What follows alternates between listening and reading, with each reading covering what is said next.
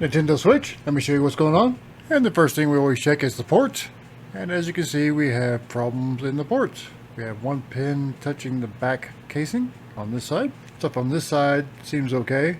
That pin is making contact with the outer shell, which is ground. That's not good. So we're gonna have to take it apart, remove the port, and do some further testing from there. If power was applied, we could have other problems. This video is brought to you by PCB. They're running a contest. More about that in a minute. We've disassembled a console and we're prepared to remove the port.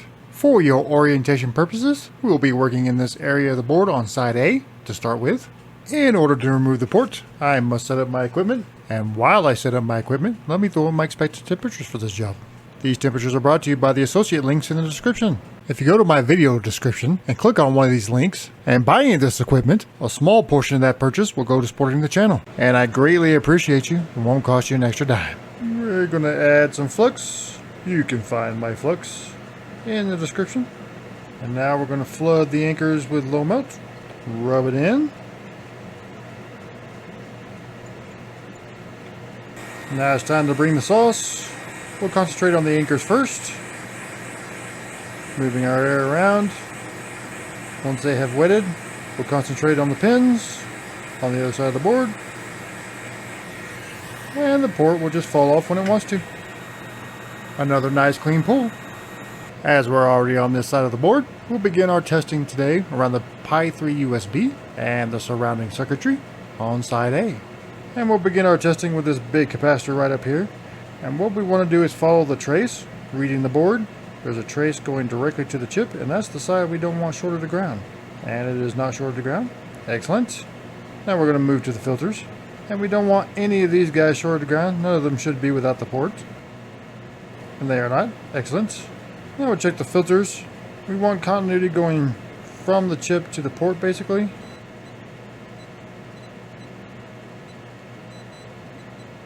We do not want continuity going side to side. Everything seems to be checking out here.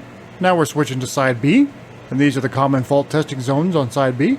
We'll begin with the M92T36, work our way down the board to the MOSFETs and test pads, and then we'll move over to the BQ24193 area. And let's begin our testing on this capacitor right here. This capacitor is actually connected to the Pi 3 USB on the other side. And usually if there's a problem with that chip, it will be indicated here. But as we've seen already, there should not be a problem. And there's not. Let's continue our testing around the chip and these other capacitors. Just like the Pi 3 USB, we're reading the board and we're looking at these traces going to the chip from the capacitors. And that's the side we do not want short of the ground. One side will always be ground on a capacitor.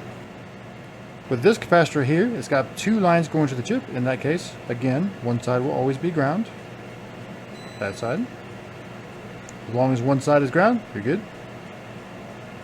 And we don't appear to have a problem there. We'll move up the board, check our MOSFET area. Everything seems to be okay there. Check our little filter. Same rules apply to this one as the ones on the other side. We'll check our invincible fuse and see if it's still being invincible. And it is. And now we're going to check our test pads. None of these test pads in this area should have a pathway to ground. If they do, you have a problem. None of these test pads should have a pathway to ground. This coil should not have a pathway to ground, but it should have continuity going through it. Same rules apply to the BQ24193 as the other chips, except it has multiple capacitors with multiple lines going to the chip.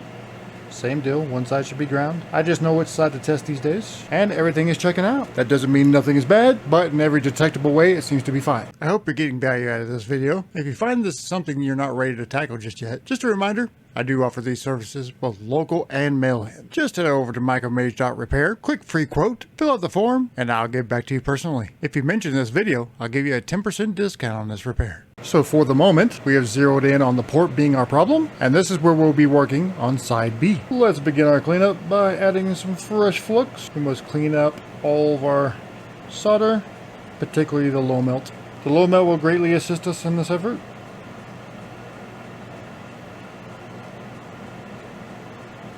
Clean it up. I don't think our liquid sensor is going to be of use anymore. Liquid tends to leave evidence without the sensor.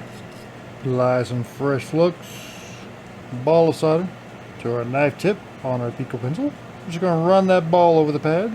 We're not really trying to make contact with the iron. Sexy. Same concept on the ports.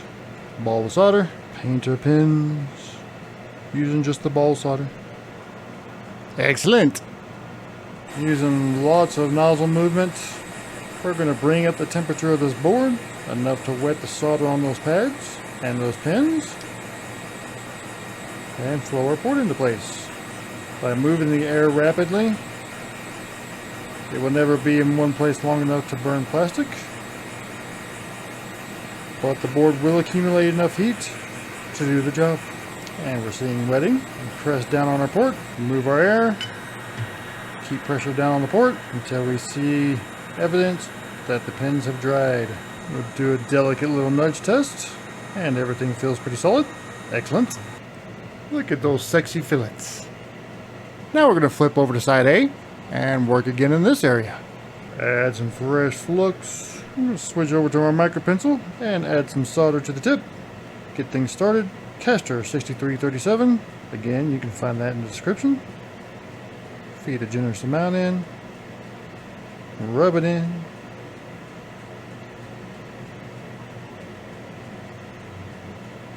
We're going to rub in these other two with the big chisel and get that solder to climb up the legs a little bit. And that is nice feed through. Excellent.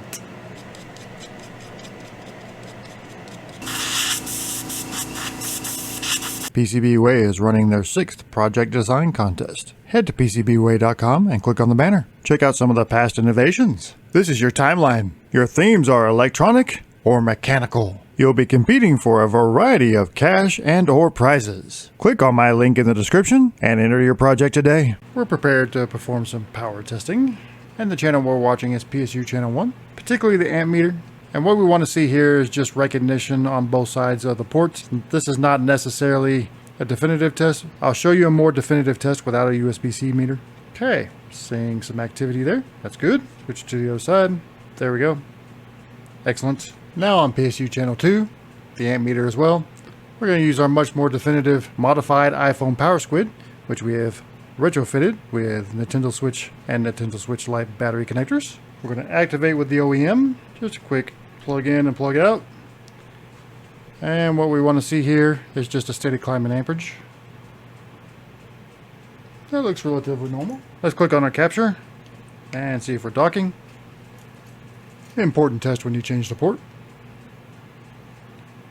And the thing about this dongle is it doesn't always work on the first try.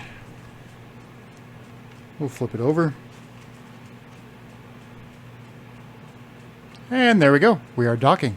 Everything looks good so far, but we still need to reassemble and charge the battery and perform the rest of our tests. But real quick, I did say there was a more definitive test. We plugged in our charger, and on this test pad right here, we should get 15 volts on this side, and then we can flip the charger, and we should also be getting 15 volts on this side. There we are. Excellent. And you don't even need a USB-C meter for that. We're back up and running on its battery. As you can see, it's charging at 15 volts. It is charging the Joy-Cons. Let's make sure we're picking up our networks, and we are. Getting Bluetooth. Excellent. Fan is spinning. Make sure it's picking up the game. It is. Everything's looking good. If you got value out of this video, I think you'll get value out of this one, and I'll see you there.